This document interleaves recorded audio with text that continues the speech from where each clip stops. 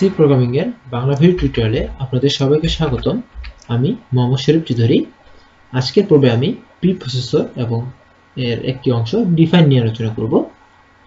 Pre processor হলো যে compiler এটাকে কম্পাইল করে বাইট করে অর্থাৎ বাইনারিতে প্রকাশ করার আগে, যেটা কম্পিউটার বোঝে সেখানে প্রকাশ করার আগে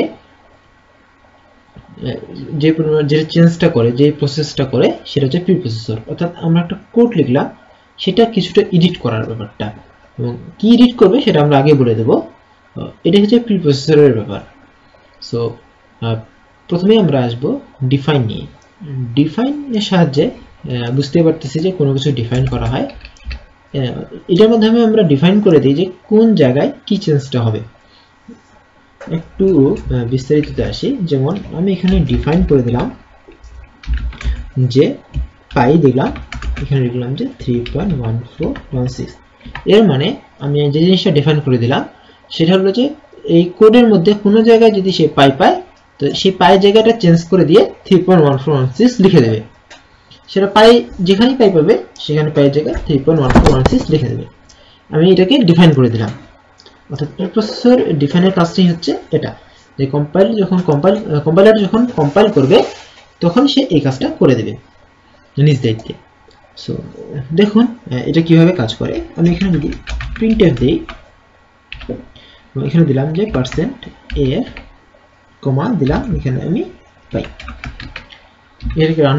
এটাকে যদি আমি রান করি তাহলে দেখো 3.141600 চলে এসেছে। এখানে হয়েছে কি, এই যখন পাই পেয়েছে তো কম্পাইলার এটাকে রান করার আগেই, বাইট করে প্রকাশ করার আগে এই জায়গায় 3.1416 বসিয়ে দিয়েছে, বসিয়ে দিয়ে তারপর কম্পাইল করেছে। এই কাজটা সে কম্পাইলার করেছে।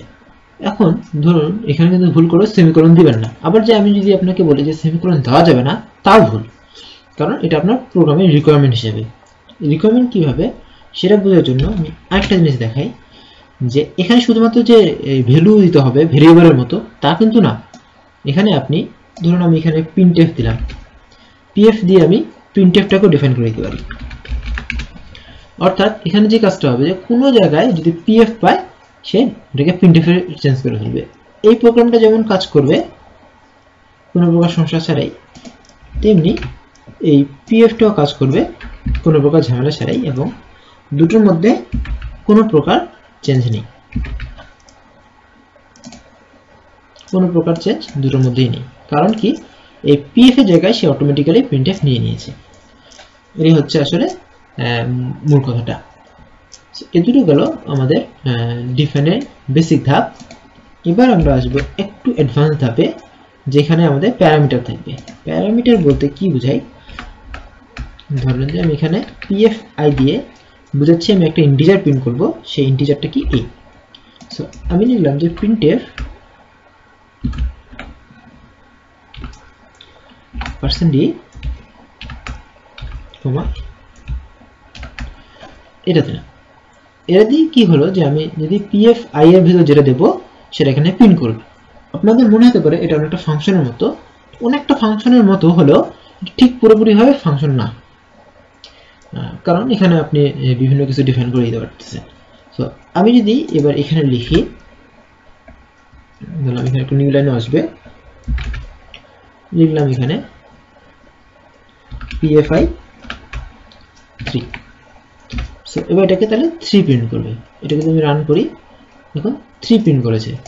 আবার এখানে সেমিকোলনটা যদি আমি এখানে না দিয়ে এখানে দেই, তাহলে আমাকে নতুন করে এই লাইনে আমার সেমিকোলন দেওয়ার কোনো দরকার নেই, কারণ এটাকে সে এখানে রিপ্লেস করে ফেলবে।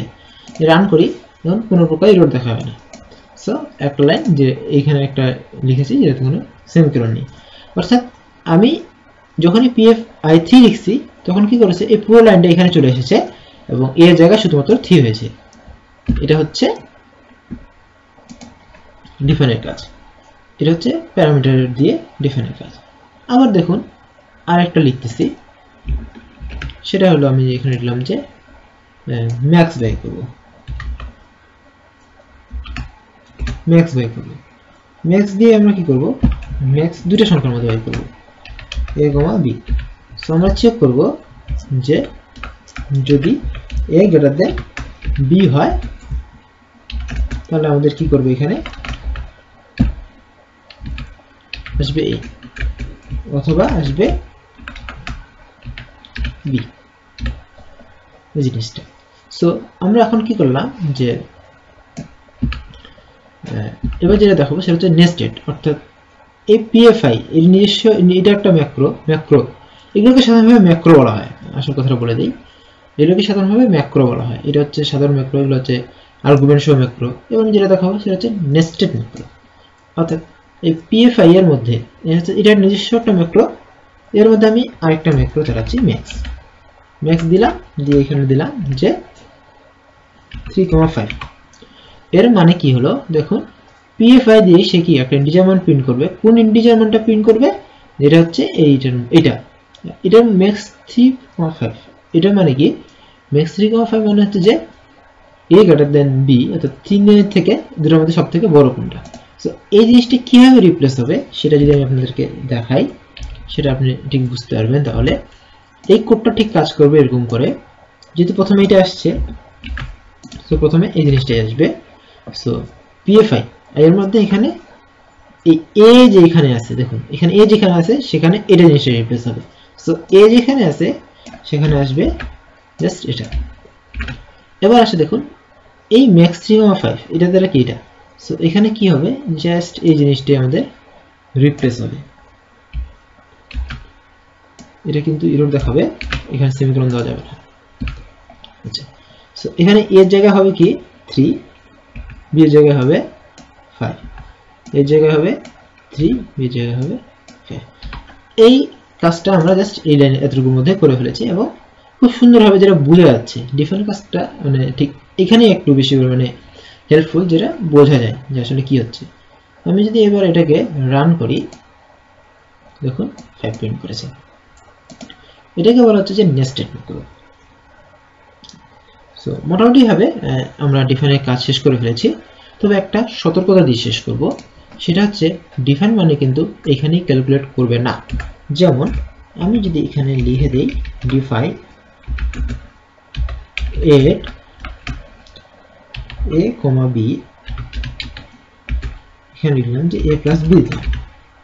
সো আমি যদি এখানে printf pi এখানে লিখতেছি, এখানে দিলাম যে add দিলাম 4,4/4।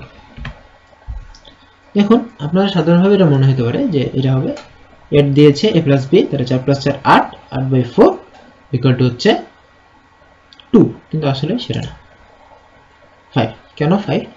কারণ হচ্ছে এই জিনিসটা রিপ্লেস হয়েছে ঠিক এইভাবে, if add 4 plus 4/4 এটা ঠিক রিপ্লেস হয়েছে এভাবে।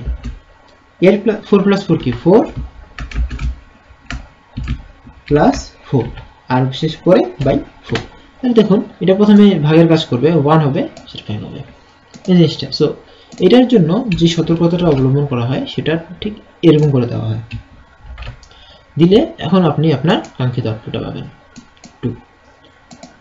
সো মোটামুটি ভাবে এই পর্যন্তই ডিফাইনের কাজ। ডিফাইন দিয়ে আপনারা একটু চিন্তা করলে আর অনেক কিছু করতে পারবেন। মূলত অনেক প্রিকোড করা হয় এটার সাথে তৈরি, খুব দ্রুত কোড টাইপ করার জন্য।